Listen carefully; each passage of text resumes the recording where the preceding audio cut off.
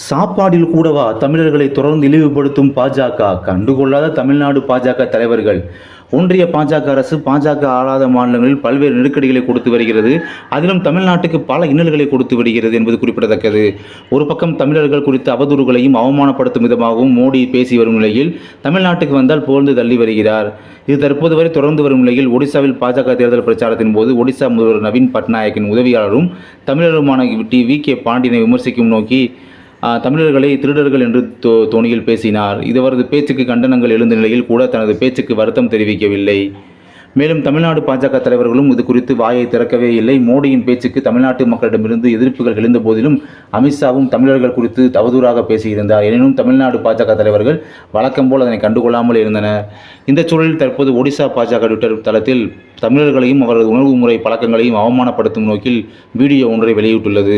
அந்த வீடியோவில் தென்னிந்திய கலாச்சார உடையான வேட்டி சட்டை அணிந்து நபர் ஒருவர் ஹோட்டலுக்கு செல்கிறார்.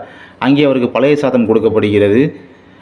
கொடுக்கும் பொழுது அதனை அவர் பாத்திரத்தில் சாப்பிடாமல் ஹோட்டல் ஊழியரிடம் சண்டையிட்டு இலையில் போட்டு சாப்பிடுகிறார்.